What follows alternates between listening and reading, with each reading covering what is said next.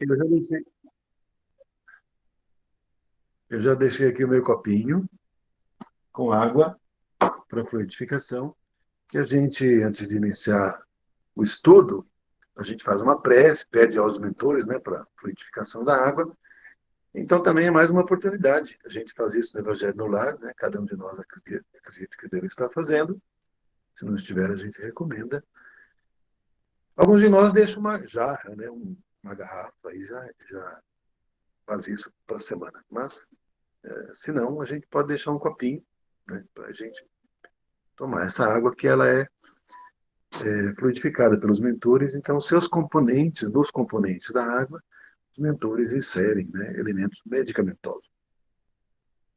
Então, a gente vai fazer uma prece para iniciarmos agora o nosso estudo. Vamos fechar os olhos, elevando o pensamento a Deus, agradecendo ao Pai a oportunidade reencarnatória, a oportunidade de estarmos com saúde física, orgânica e mental, harmonia familiar, e estarmos dispostos a nos aprimorar espiritualmente. Pai nosso que estais no céu, santificado seja o vosso nome. Venha a nós o vosso reino, seja feita a vossa vontade, assim na terra como no céu. O pão nosso de cada dia nos dai hoje, perdoai nossas ofensas, assim como perdoamos a quem nos tem ofendido. E não nos deixando cair em tentações, mas livrando-nos de todo mal. Rogando a mentor amigo de nossos lares a frutificação da água, que já deixamos no local próprio para a frutificação, pedindo a inspiração ao mentor para que possamos, cada um de nós, entender e internalizar o estudo que faremos na noite de hoje. Gratidão. Muito obrigado. Podemos abrir os olhos? Bom, primeiro, eu queria fazer indicação de leitura. Eu vou até mostrar a capa aqui. Embora aqui fique espelhado, mas eu vou falar o nome do livro também. Então, são dois, tá? Esse aqui é um. O título do livro é Lírios de Esperança. Então, o título é Lírios de Esperança. O médium, o psicógrafo é Vanderlei de Oliveira. E o espírito é Emance Dufault, tá? Espírito é de Emance Dufault.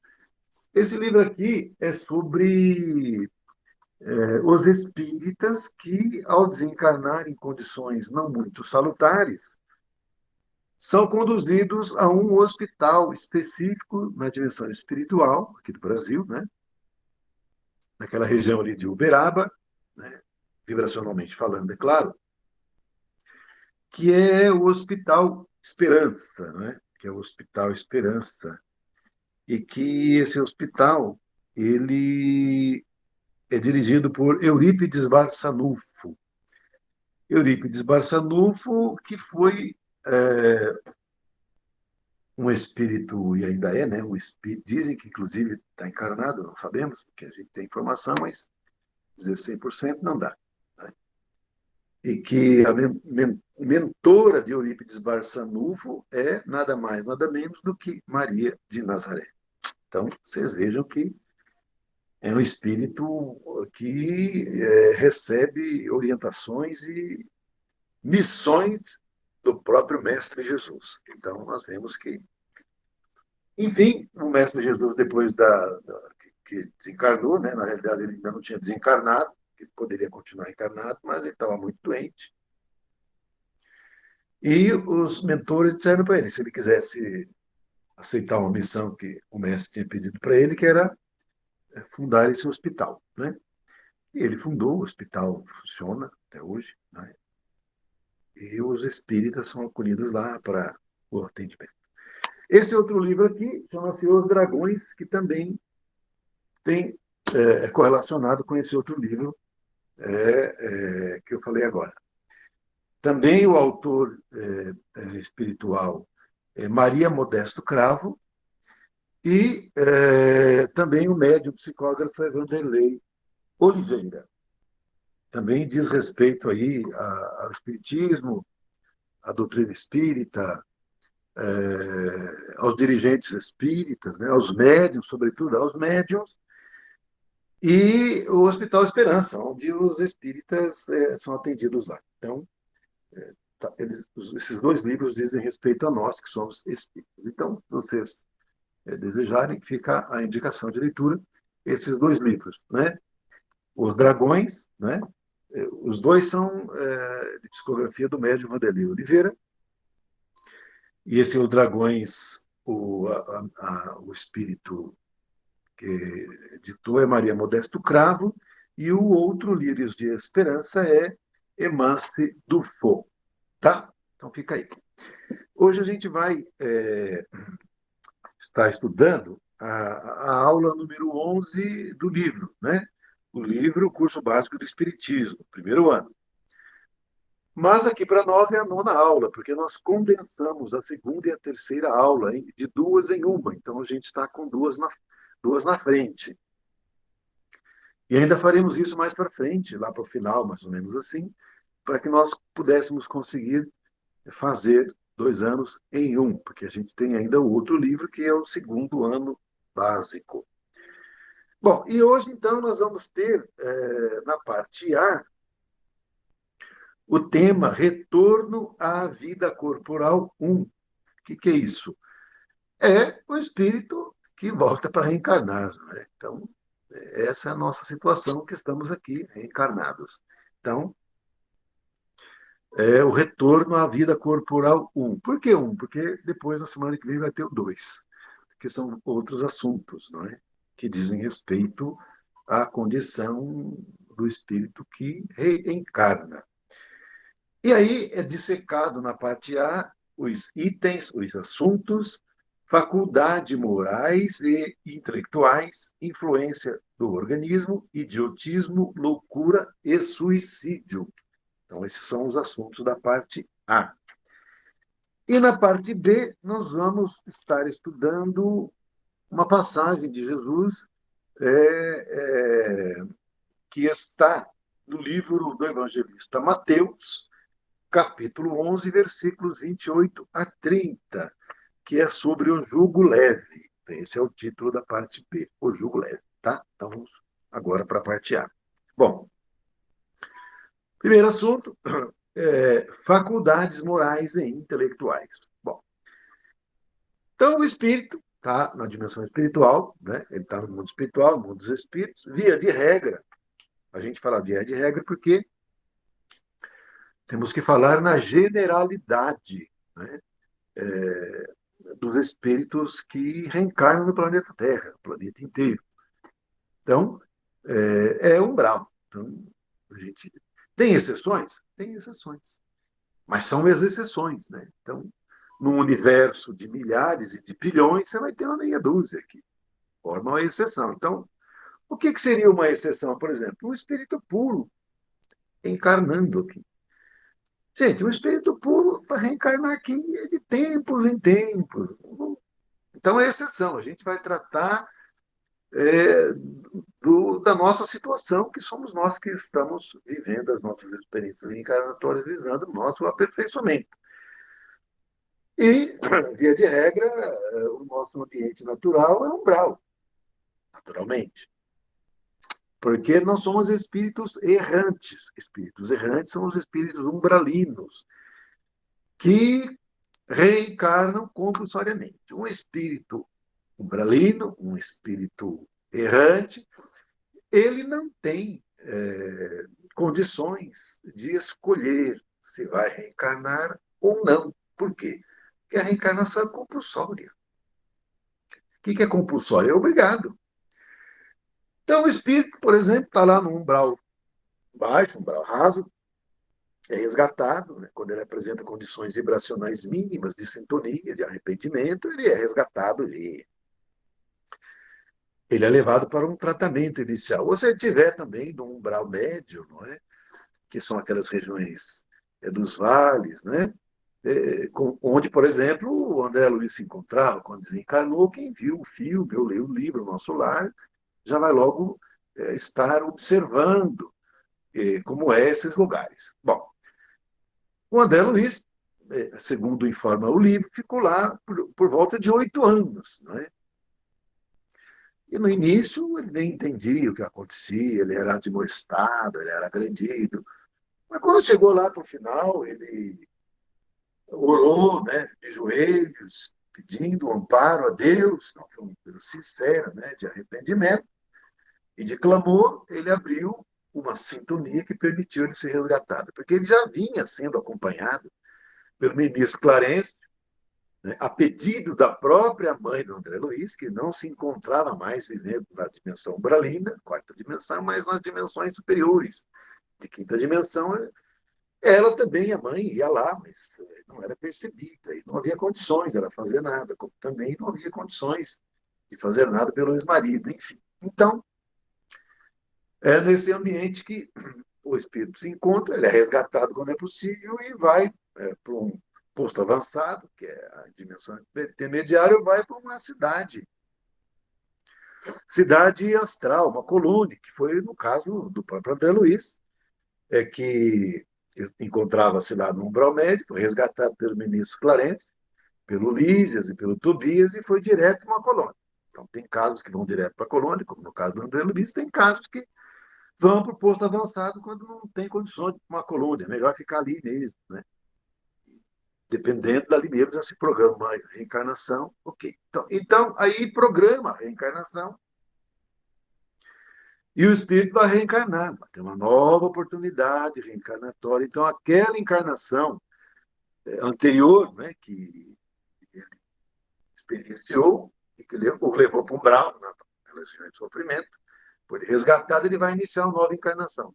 Nessa nova encarnação, ele vai começar não do zero, mas assim, na parte da lembrança, né, da memória do que já aconteceu antes, ele não vai lembrar.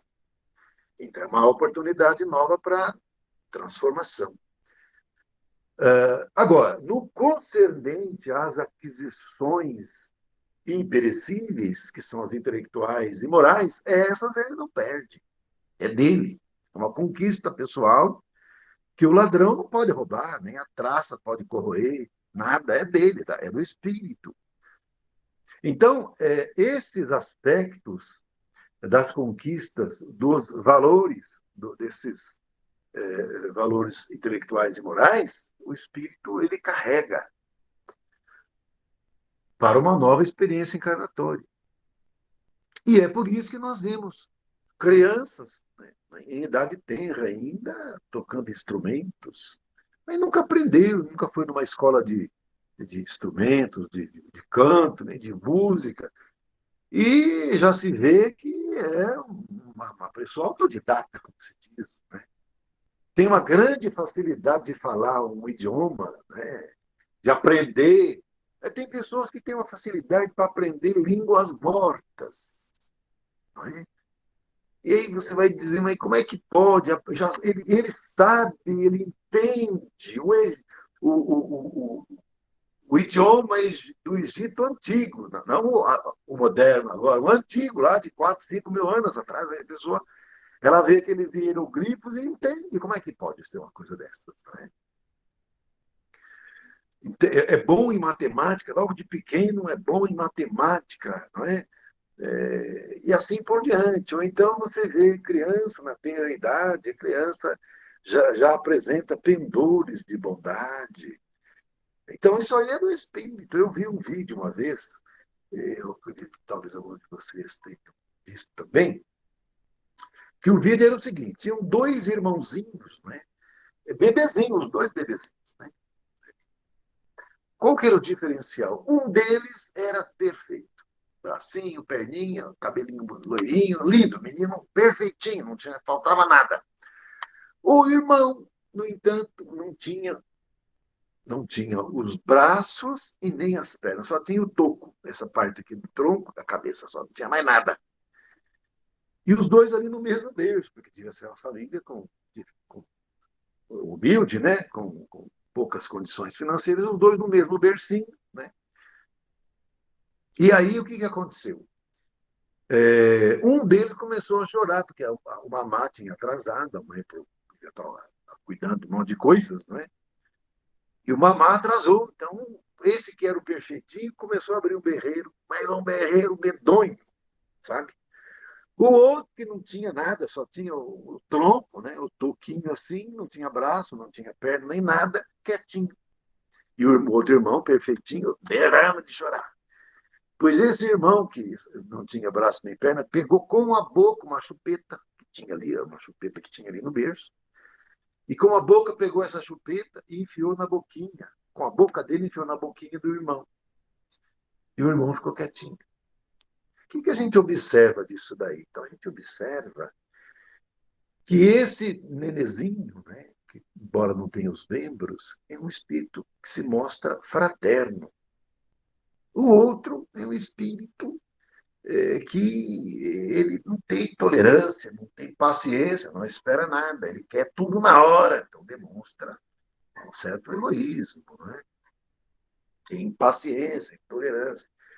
Já o irmãozinho, embora não tendo os membros, demonstra tolerância, demonstra fraternidade, pegou a chupetinha com a boca, enfiou na boquinha do irmão, o irmãozinho ficou quieto. Então, o que nós observamos disso?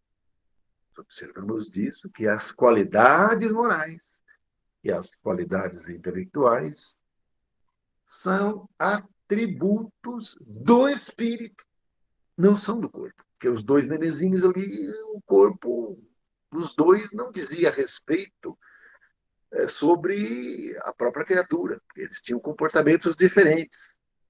Não é? Então, nós vemos que as qualidades intelectuais e morais são atributos do espírito, não são do corpo. Só pode ter um corpo perfeito, mas ser lerdo para fazer as coisas, preguiçoso. Né? O outro pode ter algum problema. Não é? Até eu vi também essa semana um vídeo, um rapaz que também não tinha os membros. Ele teve uma doença, perdeu os membros, problema também que não foi atendido corretamente, e foram colocadas próteses e ele não tem revolta nenhuma. Esse vídeo está aí nas mídias sociais, vocês devem ter visto que esses dias, está rolando ainda esses dias. Não é? Você não vê revolta do garoto, do rapazinho, mas você vê uma compreensão e ele ainda lutando para fazer as coisas, conquistando sua autonomia. Ele fala que com aqueles membros tudo de metal, né? As próteses, né? Ele fala que ele tem independência, que ele consegue fazer tudo, que está tudo bem, que está tudo certo. É um exemplo. Então, nós observamos que o corpo é um instrumento de manifestação do espírito, que o corpo pode ter alguma deficiência. Pode, né? Que pode ser de nascença, pode ocorrer depois, ao longo da experiência encarnatória, mas o espírito é quem realiza, é quem faz, é quem pensa, é quem tem os atributos, não o corpo. Né? Então, essas características intelectuais e morais são as verdadeiras, os verdadeiros tesouros que aqueles espíritos que têm um pouco mais de lucidez se esforçam para conquistar. Porque o resto, tudo, gente, não são tesouros, eles são ilusões. Então, a criatura que pensa que o que importa é ser rico, como a gente ouve na boca de qualquer criança americana, morra, fique rico ou morra tentando. Eles falam assim, fique rico ou morra tentando. Quer dizer, o objetivo é a conquista dos bens da terra, dos bens, dos tesouros da terra, perecíveis.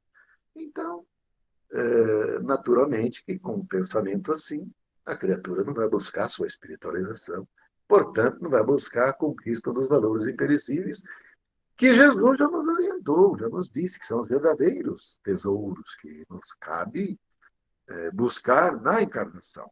Que a encarnação se presta para a gente o quê? Aperfeiçoar. Aperfeiçoar quem? Nós. Eu não gosto de falar, como eu ouço às vezes, aperfeiçoar o meu espírito. Dá a impressão que eu não sou o próprio. Que esse é um terceiro, que o espírito é um terceiro e eu sou a parte. Não. Aperfeiçoar a mim, espírito que sou. Aí está correto, na primeira pessoa. Tá? É só uma colocação. Então, nós vemos que aqui no nosso estudo, nessa primeira parte que nós estamos vendo aqui, as faculdades intelectuais e morais. Né? Então, se o espírito é um espírito leviano, brejeiro, como está aqui na lição, né, gozador, que não leva nada a sério, ele reencarna, porque às vezes você está num ambiente e tem um espírito assim, brincalhão, tanto quando vai ser orientado, né, nas sessões de desobsessão, ou em qualquer ambiente, o espírito é assim. Mas se ele tiver reencarnado, ele é assim também. Por quê? Porque ele é isso, ele é o próprio. Então não tem diferença da personalidade do espírito que está encarnado ou reencarnado. Ele reencarnado ou não, ele é ele, do mesmo jeito. O que é que muda? O que é que muda? Que em cada encarnação há um bloqueio da lembrança do que você já viveu em outras experiências, em outras oportunidades. Porque nós já vivemos várias experiências na matéria. E, inclusive, em corpos diferentes, masculino, feminino, de todo tipo, experiência de riqueza, de pobreza, de poder, de humildade, tudo nós já vivemos. Por que eu falo tudo nós já vivemos? Porque nós estamos no final de um tempo. E quando se trata de um final de um tempo, significa que vai começar um tempo novo, uma nova era. Então, nós já vivemos um monte de experiências. É semelhante a um final de ano escolar, né? De estudos. Então, a criatura ficou um ano inteiro na escola, né? E foi feito um cronograma, porque quando vai começar o ano letivo, quem é professor aí, quem é professora, sabe disso. Então, no início de um ano letivo, tem um cronograma. Como, por exemplo, o nosso estudo aqui, eu fiz um cronograma, tem um cronograma de estudo, e já está tudo pontuado, né? Nós sabemos que começou no dia 1º de fevereiro e vai até o dia 6 de dezembro. E tem o mês de julho, que é um mês de férias, mês de descanso, para nós vamos ter, tem nas escolas normais. Então está tudo programado. Cada aula, o que é que vai ser, o que é que vai dar, o que é que vai aprender, o que é que vai ser ensinado e tudo mais. Já chegando no finalzinho, está acabando. Então tudo aquilo que já foi dado, já passou. É como nós, as nossas experiências na matéria. Então nós estamos no final de tempo, final de ciclo, final de era. E vai começar uma era nova. Então, nós já vivemos várias experiências que precisaríamos viver para o aprendizado mínimo. E agora a gente está vivendo aí, talvez, para alguns de nós, a última dessa era velha, que estamos terminando. Estamos na transição final, finalzinho já. Pode ser que uma parte dos espíritos que estão encarnados no planeta não vão continuar encarnando mais aqui. Mas vão continuar encarnando em outro lugar, porque o aprendizado não para, não cessa. Se não tem condições de continuar no local, vai ir para outro, mas vai continuar aprendendo. O problema é que quando você vai para outro e não conseguiu avançar, você vai ter que começar lá de trás outra vez. Né? Então, e aí há um certo retardamento, né, do aprendizado, porque você vai voltar lá para trás para retomar. Atualmente não é mais assim, mas quando eu estudava, né, porque era criança, né, na década de 1960, a criança repetia de ano. Chegava no final do ano, seja por falta, seja porque não ia bem na prova, simplesmente era reprovada. E tinha que fazer novamente o mesmo ano letivo, outra vez. Então, você está no segundo ano, por exemplo, né, do ensino fundamental, naquela época chamava primário.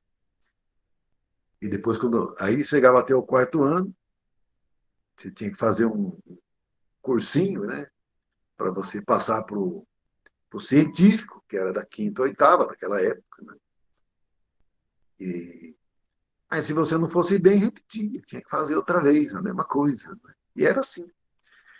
E para nós é assim também? Para nós é assim também, gente. A gente fica aí num ciclo, né? Um ciclo, de regra, é de 7.000 anos esse ciclo, né? Então, a gente tem mais ou menos assim, uma faixa de 7.000 anos para o aprendizado, né? Daquele mínimo, que está dentro de um cronograma. Se não consegue, aí vai ter que ir para outra escola, que é o nosso mundo é uma escola, né? Então, essas qualidades intelectuais e morais, elas são do espírito, estão radicadas no espírito, não no corpo físico. O corpo físico é um instrumento de manifestação do espírito, mas não é onde se encontra, não é a sede da inteligência e nem é a sede do amor. Porque onde é que poderia estar o amor? Dentro do cérebro? Bom, se fosse isso, a gente observa que o cérebro, no final, são aglomerados de átomos, né? Isso aí vai ter o núcleo atômico, que é o próton, né? E se tiver mais de um próton, no caso, se for dois prótons, vai ter um nêutron também ali, porque próton é carga positiva. E se colocar dois prótons juntos, eles vão repelir, então não tem união. Para conseguir essa união, você tem que colocar um elemento intermediário que amorteça, que arrefeça, que é o nêutron. Então, o nêutron permite que tenha dois átomos ali, mesmo um núcleo, né? E circulando em volta do átomo, não tem os elétrons, que é a carga negativa.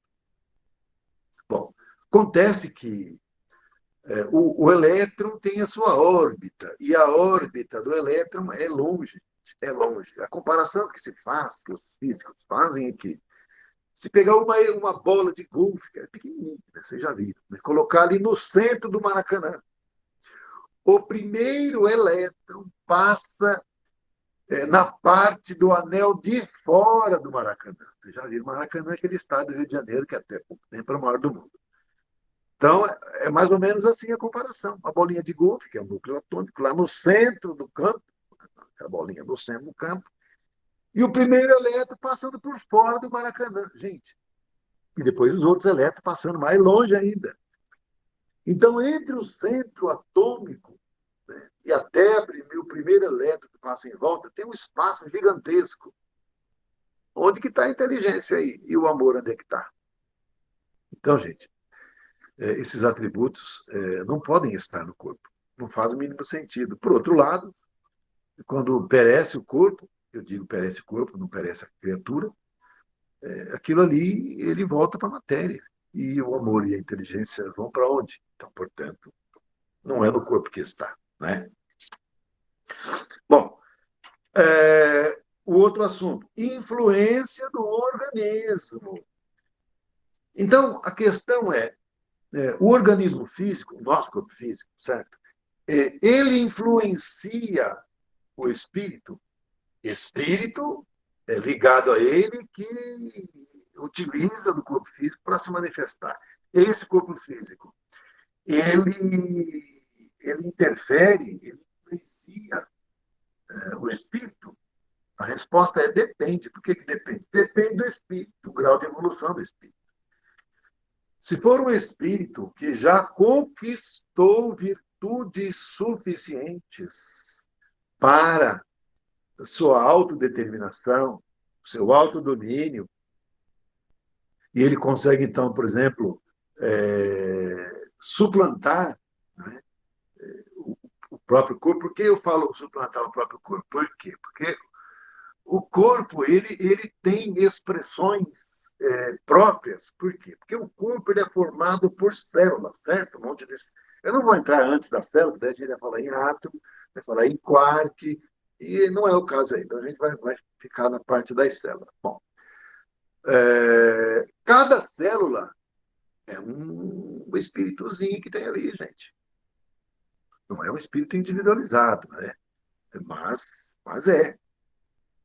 E esse espírito vai lutar para continuar ali no seu corpinho, porque o que é o corpo desse espíritozinho? É a célula.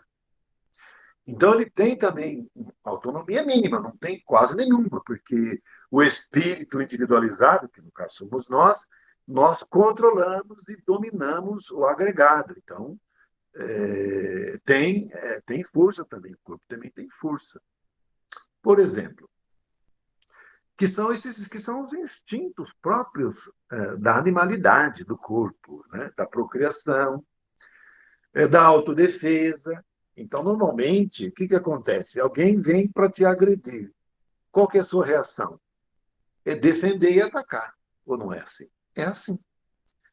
Qualquer pessoa, normalmente, que for alguém agredir, ela automaticamente vai se defender, vai pegar um pedaço de pau para dar no outro, e assim é que é. Então, são o instinto dominando o espírito. Né? Agora, veja bem uma coisa. Jesus, quando tinha sido ele ia ser crucificado depois, ele foi preso no Monte das Oliveiras. Nesse momento, Pedro já enervou, desembainhou a espada e decepou a orelha de um dos guardas que tinham prendido Jesus. E Jesus falou para o Pedro: embainhe tua espada. Quem vive pela espada, morre pela espada. Jesus pegou a orelha do guarda, pôs no lugar e grudou de novo, ficou boa. Jesus foi preso, foi levado para Pilatos. Pilatos falou: não é comigo, isso é problema de vocês. Voltou para Herodes, que Herodes não queria saber do problema. Falou assim: eu não vou pôr a mão, porque isso aí vai dar uma confusão danada. Que Jesus é muito amado, a gente vai ter problema, então vamos mandar para Pilatos, que daí é Roma, Roma que fez, aí deixa isso lá e põe na conta deles e está tudo certo. Só que Pilatos também falou: não, também não é comigo isso não. Volta lá para vocês lá, não quero saber. Voltou para Herodes. E nisso que Jesus estava na presença de Herodes, Herodes formulou perguntas, Jesus não respondia nada, ficava de cabeça baixa, ficava quieto. Nesse momento, dos soldados do Herodes deu uma bofetada no rosto de Jesus. Jesus viu que ele queria fazer isso, ele estava olhando, ele viu, né? E o cara veio e deu-lhe uma baita de uma bofetada. Jesus não fez nenhum movimento de defesa ou de ataque. Simplesmente disse para o soldado: por que me bates se eu digo a verdade? Então vocês vejam que o mestre Jesus é um espírito que já suplantou, né, totalmente a matéria. Então, a matéria não tem nenhuma influência em relação a um espírito puro, por exemplo, um espírito de luz, não é? Por quê? Porque é o espírito que consegue já superar, não é, o instinto. Porque o espírito, uma parte, ele é, estando encarnado, ele é orientado pelo instinto. No reino animal, os espíritos são orientados totalmente pelo instinto de conservação, de preservação, instinto de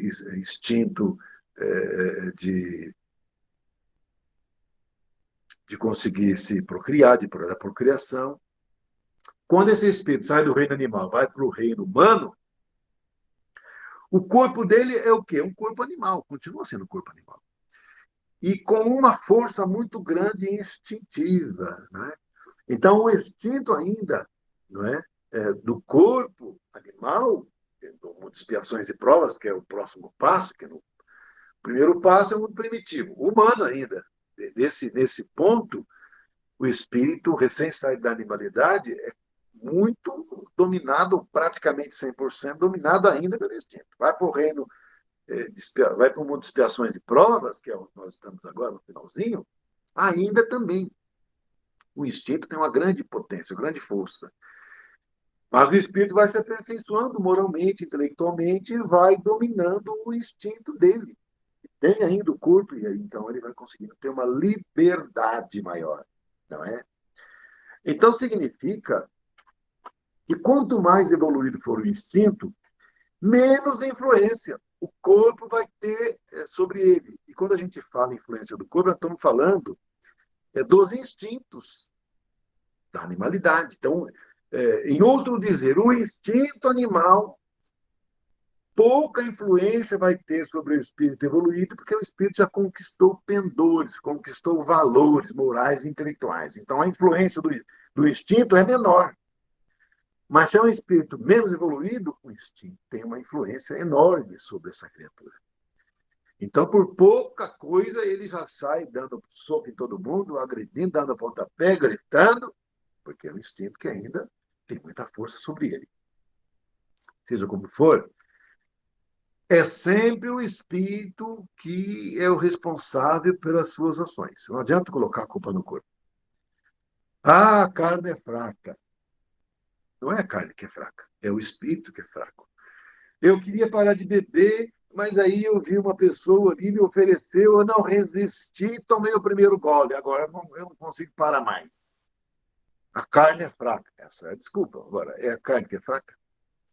Se a carne nada mais é do que um instrumento de manifestação do espírito, não tem nada a ver. É mesmo que eu dizer, o computador é o culpado. Não é o computador que é culpado. Você que está digitando lá a coisa, você que está fazendo, você que está controlando o computador. Não é o computador. O computador é um instrumento que você faz. o uso dele. O nosso corpo também, nós somos o, o, o mestre do corpo. E aí a gente vai falar que o pobrezinho é que é o culpado. Ah, mas o meu corpo está feio, eu tô com muitas gorduras aqui, estou com muito peso, não sei, eu não gosto desse corpo. Gente, é um negócio, a gente precisa se disciplinar. Precisa se disciplinar. Então, por exemplo, a gente vai almoçar ou jantar, ou fazer alguma refeição, não precisamos encher o prato até a tampa. Coloca menos. Dizem os especialistas que o ideal é a gente nos alimentarmos com 80% da saciedade. Então, é, ao terminar a refeição, você tem que sair com um pouquinho de fome ainda. Não precisa você não sai totalmente saciado, que é o que nós fazemos normalmente. O que é? A gente já está saciado e ainda põe mais. Ah, mas ainda vou comer a sobremesa. Mas já está saciado, já comeu o suficiente. Não, mas é a sobremesa. Eu tenho que comer porque é muito gostosa. E vai lá e ainda põe aquele monte de sobremesa e suco e não sei o quê. Aí depois não podemos reclamar que o corpo é culpa. O corpo não tem culpa de nada. É a gente que não sabe ainda se conduzir devidamente, não é? Então, a questão é que é o espírito, que é o comandante da realidade que produz. O outro assunto, nossa, o tempo já está avançado, hein? 20 para as 8, desculpe, pessoal. Vou tentar correr aqui, tá? O outro assunto é idiotismo. O idiotismo, segundo o dicionário Roais, vem dizendo aqui no livro assim: doença infantil de origem genética, ou seja, já nasce com idiotismo. Você não fica idiota lá na frente, não, já nasce assim, é uma questão genética, tá certo? É caracterizado por retardo mental grave, não é um retardo mental leve, é um retardo mental grave, acentuado, perda progressiva da visão, tem mais isso também, né? Paralisia e morte. A idiotia, nunca, a pessoa nem chega a ficar adulta, né? E aí nós vimos que, via de regra, ela é observada em que situações? Incesto, né?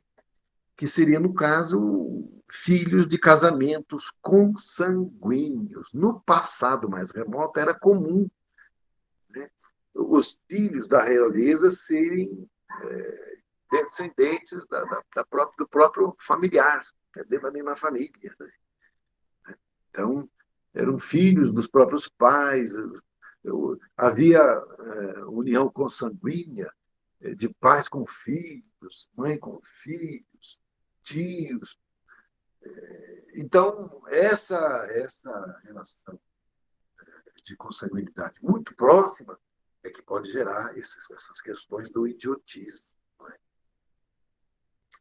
É por isso que na nossa lei, não é, civil brasileira, só se permite, no máximo, o casamento de tio com sobrinha.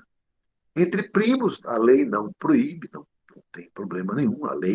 A lei civil brasileira não proíbe o casamento entre primos.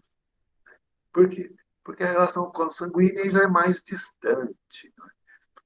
Também não proíbe o casamento entre tio com sobrinha ou entre tia com sobrinho. Também não proíbe.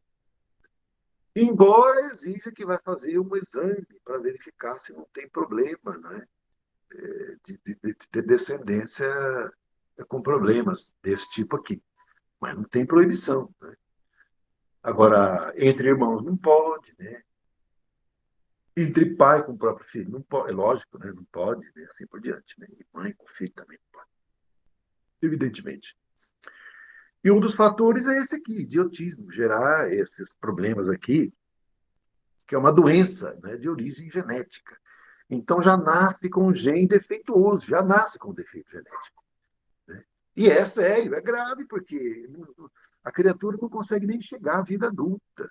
Porque o idiotismo ele é caracterizado pelo retardo mental grave. Gente, retardo mental grave, a criatura não consegue entender e fazer e aprender nada. Fica na condição de bebezinho para sempre.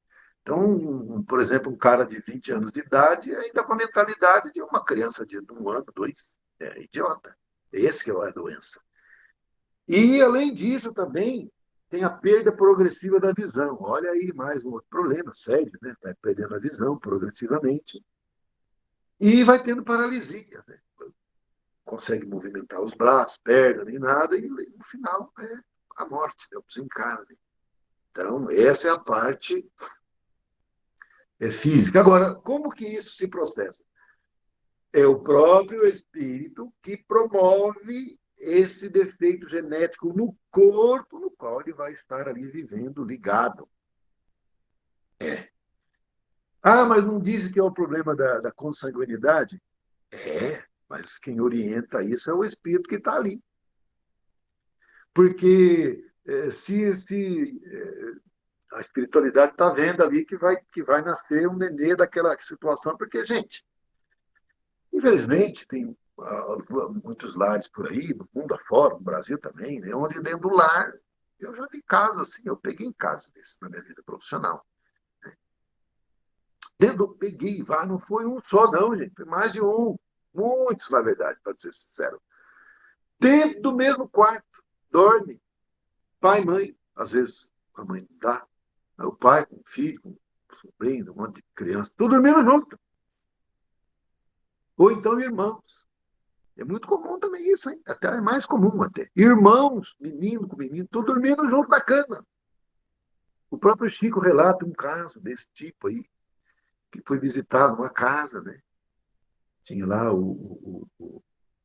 foi visitar o camarada, né? Que ele tinha problema mental, né? Deficiência mental, e tinha uma menina, uma adolescente, ele já tinha mais de 30, esse cara. E tinha uma adolescente lá grávida, né? Uma adolescente de 14 anos, 12, acho que tinha 12, 13. Grávida já, para nascer o neném. Aí o Chico foi lá, os companheiros perguntaram, nossa, mas quem que é o pai dela?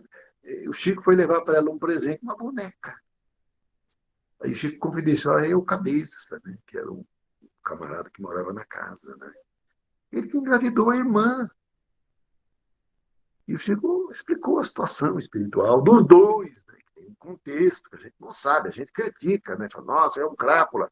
Nós não sabemos a realidade desses espíritos, porque a gente vê o corpo ali e reage, né? Fica inconformado, mas a gente tem que entender o contexto espiritual por trás de tudo isso. Nós não sabemos. Então, veja bem uma coisa.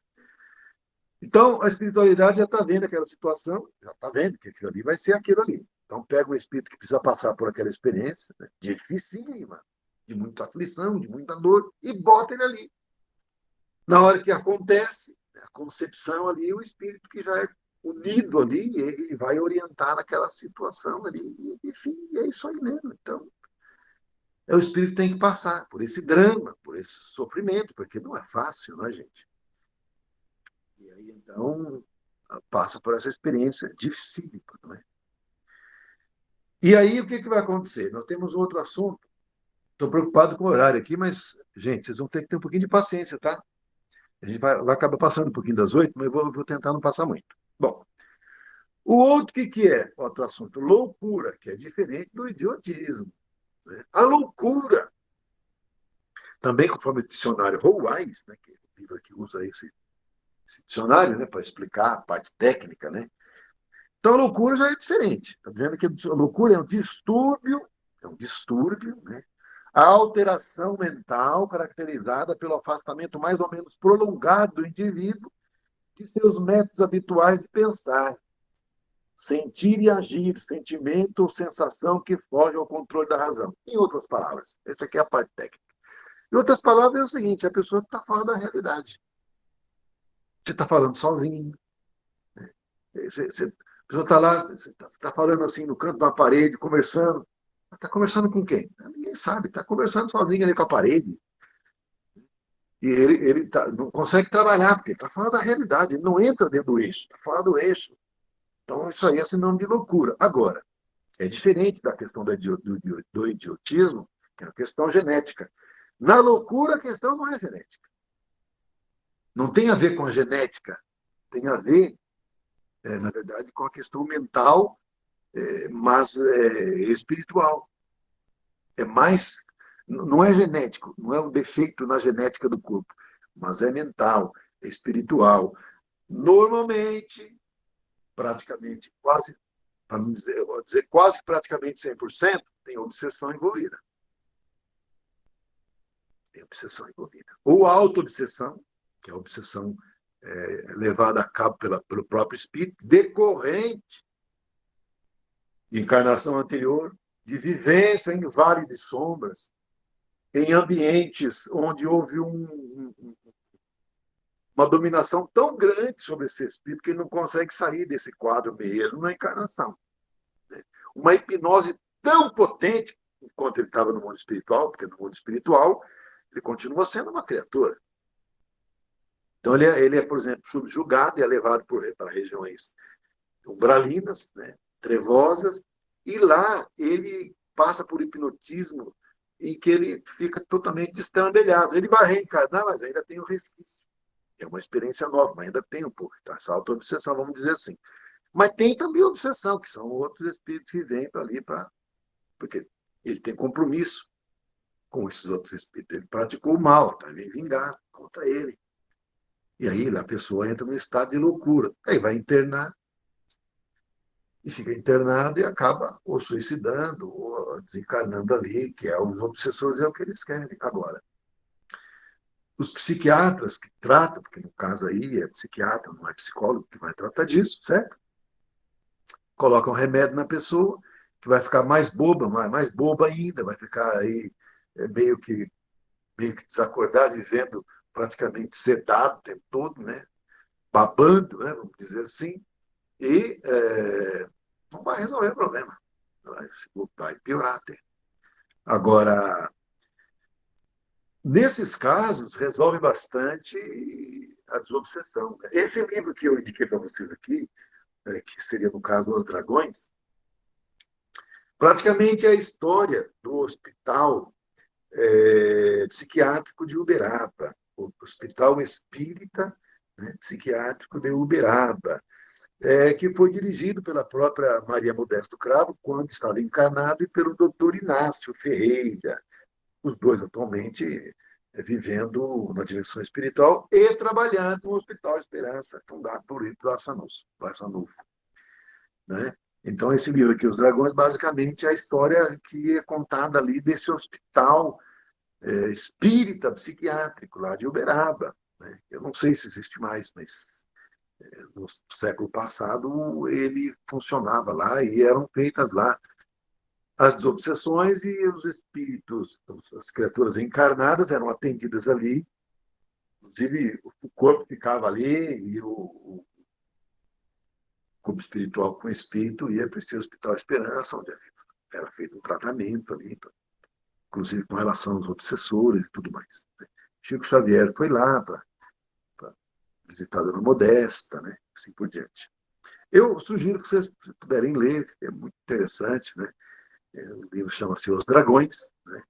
O médium psicógrafo Vanderlei Oliveira e a espírita é Maria Modesto Cravo. Fica a recomendação mais uma vez, tá? Então, a loucura é esse estado, né? Em que o espírito permanece, mas não fica para sempre, né? Mas fica uma encarnação difícil. Como eu falei, a maior parte das loucuras decorre ou obsessão, né, de espíritos que querem a vingança, ou então também decorrentes desse período que o espírito permaneceu enquanto no mundo espiritual, em essas regiões, né? Passou por hipnoses graves e tudo, e aí vem com doenças mentais, já vem de lá.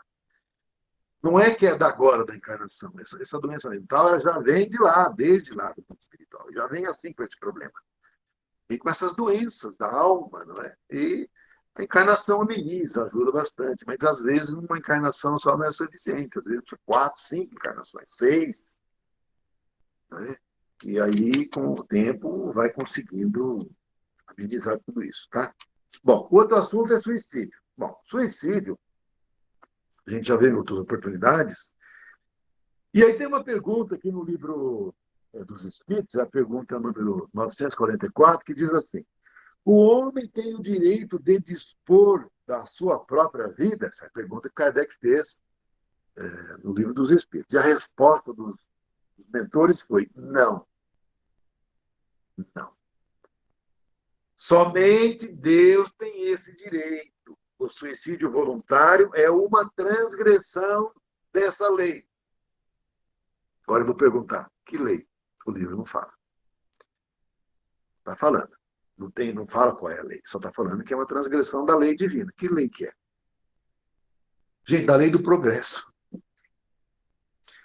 Porque a encarnação tem como objetivo o progresso do espírito, o aperfeiçoamento do espírito. Portanto, progresso. Você está ferindo a lei do progresso, que você está interrompendo a oportunidade de progredir na encarnação. Você corta a encarnação, você está infringindo a lei do progresso. E aí, o que acontece? Problema, né? Problema. E aí está dizendo aqui também outra coisa aqui. Ó. Nem sempre o suicídio é voluntário, porque o louco não tem consciência do que faz. É uma colocação, né? Então, o que acontece? Conjugando com o assunto anteriormente da loucura. Então, o espírito está nesse estado de loucura, influenciado totalmente por um outro espírito, por exemplo, ou auto-obsessão, e, em face disso, provoca o suicídio. O que está colocando aqui é o seguinte, que nesses casos aí o espírito não tem autodeterminação, ele não está orientado ali pela sua vontade para praticar o suicídio. Né? Ele está subjugado totalmente por outro espírito e faz isso. Né? E aí está falando aqui o seguinte, que as motivações principais, que o suicídio tem várias motivações. Então, vamos falar aqui das principais motivações. Eu não vou esmiuçar, porque se a gente fosse esmiuçar, cada uma das motivações era um estudo aqui que ia longe aqui, não vai dar tempo. A gente vai comentar superficialmente, brevemente só. Tá? Então, principais motivações do suicídio. Falta de fé. A pessoa que tem fé em Deus, na vida futura, não vai fazer isso. Orgulho ferido. Largou do namorado, a namorada largou. E aí a pessoa faz isso. Esgotamento nervoso, que aí entra a parte da loucura. Né? Ou uma parte, não propriamente, né? Tá esgotado, nervo esgotado, né? Então, o outro é loucura mesmo, né?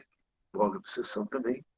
Tédio da vida, isso é muito comum, né? Pessoa materialista, né? Perde o objetivo da vida, tem muito isso, tem países, inclusive, que tem assistência ao suicídio, entra numa clínica e suicida lá. Moléstias consideradas incuráveis, pegou um câncer, tá incurável, não vai ter jeito, o médico já falou, não tem jeito não, você se mata, né? Tem isso aí também.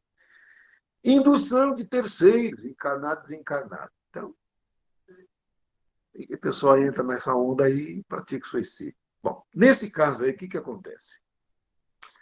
Responde a criatura e responde quem também participou, na medida da sua responsabilidade, é claro. Então, esses locais que têm clínicas de assistência ao suicídio. No Brasil não tem porque é proibido. Né? Assistência ao suicídio é crime, está previsto no Código Penal. Mas tem alguns países que têm essa permissão e tem clínicas que são abertas para isso. Né? Esse fim. Responde. Tem, nesse próprio livro que eu indiquei para vocês, Os Dragões, tem um local lá em que eles vão fazer um resgate num local terrível lá das Furnas lá. E tem um camarada que eles resgatam que praticou um suicídio e tal, e tinha o cara que fez assistência ao suicídio, que não podia ser resgatado, ficou lá. Lá também tem gente que fez aborto, tem espírito abortado lá também, que é resgatado. E aquele criatura que fez aborto, mais de sei lá quantas, 100 mil pessoas aí está lá. E não... Enfim, é difícil, situação complicada. Agora, o suicídio, ele muitas vezes é provocado, né, involuntariamente, está falando aqui na lição. Então, são os suicídios involuntários. Aliás, é o próprio caso do André Luiz, que foi considerado suicida, um suicídio involuntário. Ele mesmo não acreditava, não, eu não suicidei, que é isso? Não. Inclusive, eu lutei com a vida, eu internei lá, e acabou que os médicos que me atenderam não conseguiram me salvar, mas eu não fiz suicídio, porque eu não entendi que é um suicídio involuntário. Então, por exemplo, a pessoa pratica excesso na comida, na bebida, né? nos vícios em geral, né, cigarro, drogas e tudo, acaba levando à antecipação da encarnação, que no caso aí seria um suicídio involuntário. A pessoa não suicidou porque ela quis, ela não tirou a corda no pescoço, tiro na cabeça, não tomou veneno, nem remédio, nem cortou os pulsos, que aí, no caso seria suicídio involuntário. Mas também responde, no caso de suicídio involuntário. É claro que de uma forma mais branda, mas responde. Porque tem gente, inclusive, que é pessoa até boa. Um exemplo assim, quem conta isso daí é o Wagner Borges, ele contou num programa que eu vi, né? Ele falou assim que foi levado numa região do mundo da dimensão intermediária, não é o mundo espiritual, hein, gente? Nós temos o mundo físico, nós temos o mundo espiritual, nós temos a dimensão intermediária, onde, inclusive, tem o duplo de tudo.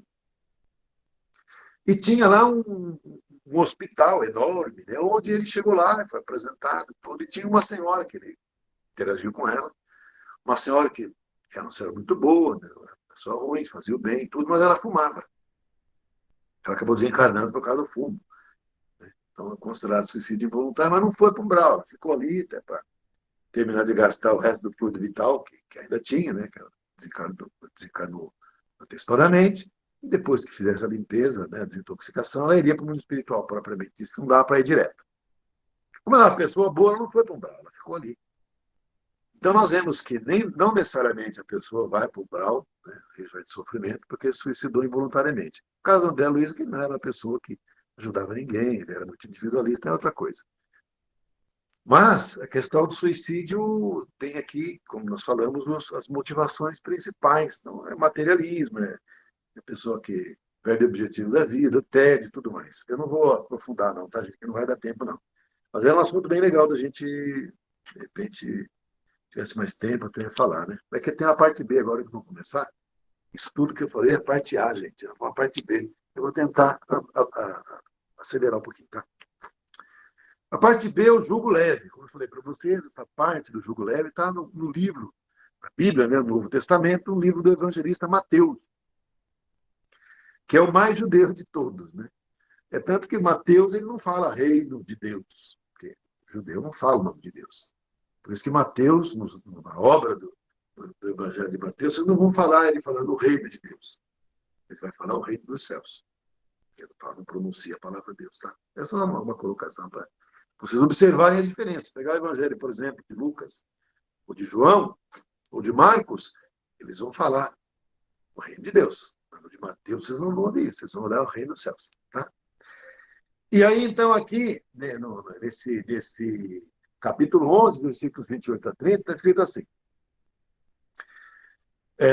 Bom, primeiro é o seguinte, o jugo, o que é jugo? Jugo, na realidade, tecnicamente, é um aparelho, ou parelha, que é colocado assim na cabeça do boi. Você deve ter visto filme, o boi carregando uma carroça, o cavalo carregando uma carroça. Hoje em dia, carroça praticamente não existe mais. Né? Então, a gente não vê carroça mais. Então, até uma pessoa jovem não vai saber como que é, porque nunca viu uma carroça assim, de olho visto com o próprio olho. Né? Ele viu um filme assim, mas tudo bem.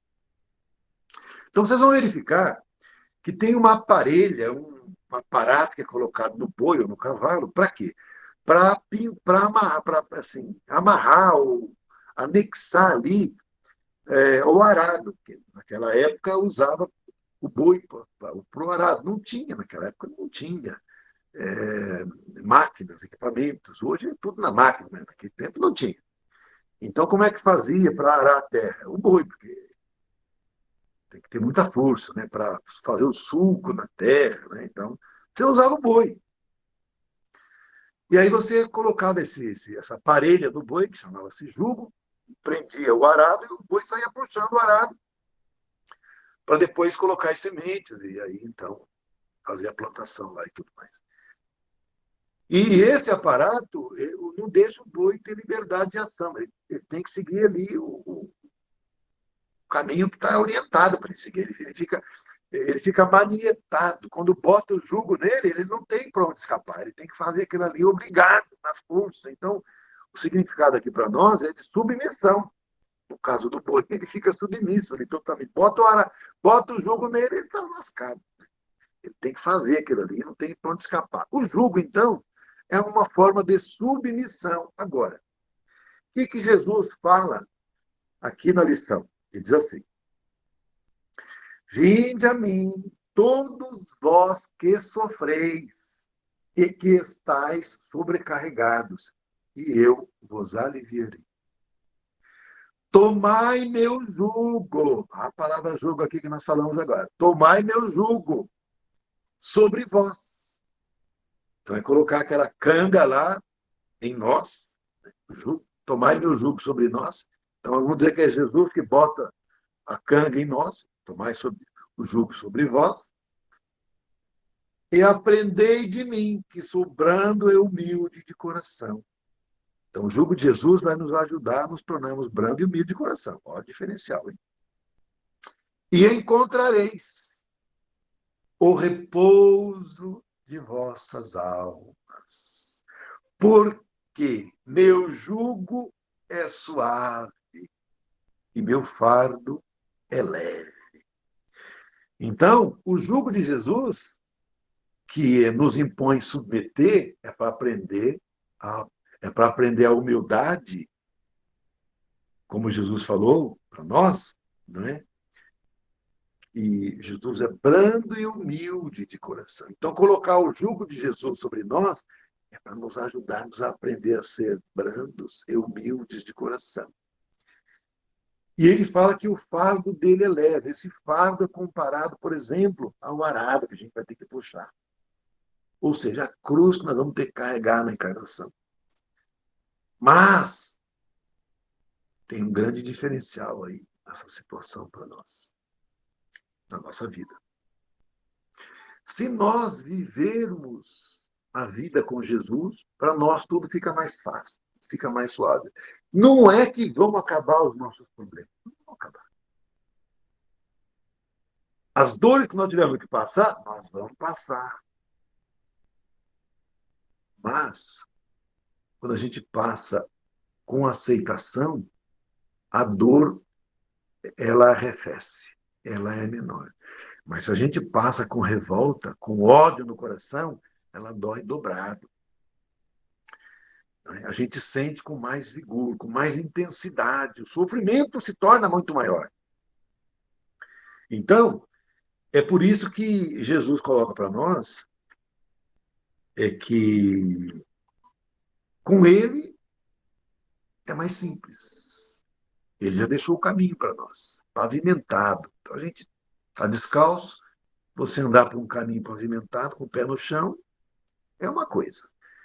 Agora, você ter que andar por um caminho todo pedregoso, cheio de espinho, ser descalço, vai pisar naquilo ali e vai te arrebentar com o pé todo.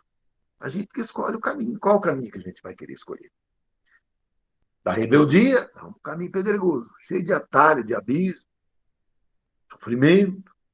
Ou nós vamos escolher o caminho do mestre, aquele que ele deixou para nós? A gente escolhe. Então a gente vai sofrer se a gente for para a rebeldia. A rebeldia vem o sofrimento. Não tem dúvida, gente. Exemplo, duas pessoas nascem numa condição mínima, estão numa favela ali, aquela dificuldade danada. Uma segue Jesus, caminho pavimentado, né? O outro dá revolta, bota uma cinta, bota um revólver na cinta, uma banca de droga e sai fazendo esse monte de atrapalhada. Cria inimigo, mata-se, mata outra pessoa, faz maldade. Perguntinha, vai dar bom isso aí para a pessoa? Claro que não, né? Está criando tormenta. Já nesta encarnação, como depois, lá no mundo espiritual, quando desencarnar, e na próxima encarnação. Então é só sofrimento. É o caminho pedregoso, o caminho de sofrimento, que piora. Mas a gente escolher viver com Jesus, na encarnação que a gente vai viver, vai sofrer, vai. Mas nós vamos curar das nossas chagas da alma. E além de doer menos agora, na próxima a gente vai estar liberto. Já não vamos ter problema mais. Já vamos seguir o caminho do mestre, que faz toda a diferença, né? Então, agora, tem uma coisa aqui, hein, gente, que eu não posso deixar de falar para vocês, que é o seguinte. Jesus coloca assim, é que nós vamos encontrar o fardo leve, não é? Nós vamos encontrar a nossa situação mais amenizada, mas ele coloca que tem uma condição para isso. Não é? Então, aí diz assim: Vinde a mim, todos vós que estáis fatigados, e eu vos aliviarei. Entretanto, faz depender de uma condição a sua assistência e a felicidade que promete aos aflitos. Qual é essa condição? A lei. A lei. Então, assim, seu jugo é a observância dessa lei. Então, o jugo de Jesus, que é aquele aparato que coloca em nós, é a gente observar a lei divina. Na medida que a gente observa a lei divina, não é? A gente não desvia do caminho de elevação espiritual. Então, o jugo é a própria lei divina. Agora, se a gente infringe a lei divina, aí não vai ter alívio, né? Para nós, né? Não tem alívio nenhum. Então, o sujeito suicida está infringindo a lei do progresso. O sujeito assassina o outro. O sujeito pratica o roubo, o estupro, o latrocínio, a corrupção, está infringindo. Né? E aí, como é que a gente vai querer ter alívio nas nossas dores? Não vai ter alívio nenhum. Ao contrário, nós vamos ter mais problemas ainda. O problema é que nós já tínhamos quando nós reencarnamos, porque quando nós reencarnamos, nós já tínhamos nossos problemas. E nós não viemos puro para cá. Nós seríamos espíritos puros. Nós não somos. Nós somos espíritos endividados, espíritos errantes. Nós já viemos com uma carga de infrações e de dívidas. No entanto, o que acontece? Na encarnação, nos é dada a oportunidade de saldar nossa dívida a 100 por 1. É a mesma coisa o seguinte: você está devendo 100 para o banco, uma dívida de 100. O cara fala para você assim: olha, seguinte, você está me devendo 100, mas se você me pagar um só, agora, eu te quito a dívida toda. Eu te dou a quitação de toda a dívida. Você me paga um só, mas paga agora. É a proposta da encarnação para nós. Então, nós estamos endividados bastante. A gente vem para a encarnação para passar por uma série de dificuldades e problemas, etc, etc, perdoar, amar, e assim por diante. Dores. Que é esse pagamento desse aí. A autoridade celeste fala assim: se você nessa encarnação fizer certinho, correto, você está liberto do resto, você volta para cá livre dessas dívidas e dessas dores. Vamos começar um tempo novo, uma vida nova, você não vai ficar preso a essas dívidas, né? Que são as aflições, né? Que são os ciclos de reencarnações compulsórias que você tem que vir, porque cada encarnação, em vez de quitar, ainda cria mais dívida, mais problemas, aí fica uma coisa infindável. O problema nosso é o seguinte: qual que é o problema? Eu vou falar para vocês, e vocês já devem saber. E nós vamos parando por aqui, e eu vou explicar. O problema é o seguinte: é, é que é a última encarnação para nós, aqui. Se nós não formos continuar mais. Não vai ter outra. Para uma parcela dos espíritos que continuam obtusos, que continuam desejosos do mal, que se satisfazem no mal, que não querem mudar, que não querem se crescer, não querem a transformação íntima, não foram tocados pela bondade, a última encarnação. Nós precisamos preocupar com isso. Nós não podemos resvalar grave agora. Mas eu diria, gente, que a esmagadora maioria não está nessa situação. Tem um percentual, é claro, né? Tem, vamos negar. Porque perfeito nenhum de nós é. Então, nós erramos ainda, nós nos equivocamos ainda. Conforme o grau de imperfeição do espírito, é onde resvala no erro. Então, mas o importante é a gente buscar, embora ainda errando, é nós nos entristecermos quando nós erramos e percebermos o erro e não nos alegrarmos com esse erro. E dentro do que a gente pode, é tentar melhorar um pouquinho, o que for possível. e trabalhar em nós ainda essas fragilidades que a gente já observa. Então, por exemplo, você observa que você ainda tem a fragilidade da inveja, um exemplo, tá? Você percebe isso? Vamos trabalhar isso. Vamos trabalhar. É fácil? Não, não é fácil. Mas a gente tem condição de observar e de trabalhar para buscar. Não dá mais vazão a esse sentimento. Né? E a forma da gente não dar vazão a esse sentimento é a gente buscar enxergar no outro um irmão querido. Porque quando você enxerga no outro como se fosse o seu filhinho amado, porque a gente não tem inveja do nosso filhinho, nossa filhinha. Quando, por exemplo, um filho nosso é bem sucedido, a gente se alegra pelo sucesso dele. Mas se é uma outra pessoa que a gente está ali na disputa, a pessoa faz um negócio que todo mundo elogia, você já fica, por que não elogiou a mim, elogiou o outro, não sei o quê. Isso é inveja. Então, qual é o truque? O seguinte, essa pessoa, você olha para ela no coração dela e enxerga como se fosse uma filhinha ou um filhinho muito querido, muito amado. Gente, acaba com esse problema de inveja. Estou falando para vocês. Você extirpa isso. É uma maneira da gente conseguir. Aos pouquinhos a gente vai livrando, mas no primeiro momento você faz isso. Você olha para a pessoa e enxerga ela como sendo um filhinho, uma filhinha muito amada. Acaba o problema de inveja. Por exemplo, só estudando, entendeu?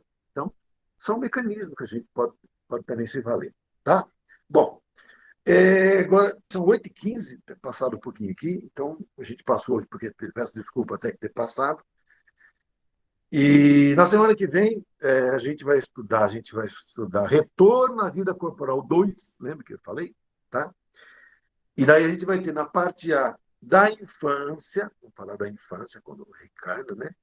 Simpatias e antipatias terrenas, esquecimento do passado, sexo nos espíritos. Olha, é um tema aí que a gente vai aí debruçar sobre ele. Sexo nos espíritos. O espírito tem sexo? Ou é o corpo que tem sexo? Sexo nos espíritos. Nós vamos estudar isso daí. Mas não podemos perder a próxima hora, que vai ser bem legal, hein? E a parte B, se alguém interferir na face direita, dá-lhe à esquerda. Então, esses são esses assuntos que a gente vai na semana que vem estar estudando. Por agora, nós vamos finalizar com uma prece. Né? Aqueles que tiveram água para fluidificação, que os mentores já fluidificaram, a gente toma essa água para a gente ter uma recomposição aí orgânica, tá bem? Vamos fazer uma prece então, para finalizar. Ave Maria, cheia de graça, o Senhor é convosco. Bendita sois vós entre as mulheres, e bendito é o fruto do vosso ventre, Jesus. Santa Maria, Mãe de Jesus, rogai por nós, seus filhos pequeninos, agora e na hora do nosso desencarne, que assim seja. Muita paz e muita luz. Que Deus ilumine o nosso caminho, que nos dê o discernimento e a sabedoria, oriente nossos passos. Que possamos ter a proteção do mentor amigo de nosso lar, derramando bênçãos na nossa vida. Que possamos nos colocar à disposição para a espiritualidade superior, para o Senhor Jesus, para que possamos nos tornar instrumentos da sua vontade. Que assim seja. Muita paz e muita luz. Uma boa semana a todos. Fiquem com Deus. Podemos abrir os nossos olhos. Muito obrigado a todos pela paciência, inclusive. A minha aguinha aqui, eu vou tomar agora, fluidificada. Desejo a todos realmente uma boa semana. A Lê quer falar alguma coisa? Acho que tem o negócio do livro lá, né? Feira do Livro, né? O filme, quer falar? Isso, tem a Feira do Livro esse mês, já foi postado no grupo, e temos também agora um filme do Chico Xavier, que fica o convite para todos, tanto para doação de livro, como para participar, que vai se estender durante todo o mês, né? Inicia no dia 17 e fica no decorrer do mês, e a participação de todos no filme, né? Dia 24, né? Isso, 24 de abril. Então, o mês de abril vai ser rico. E é o mês do nascimento do Chico Xavier também, né? E também é o mês da edição do Livro dos Espíritos, dia 18 de abril. É por isso que a gente colocou dia 17 para a Feira do Livro, porque dia 18 é a edição do Livro dos Espíritos, 18 de abril. Ok? Então, E um muito motivo de obrigado. encontro para todos, né? Com certeza. Gente, uma boa semana. Muito obrigado a todos. Fiquem com Deus.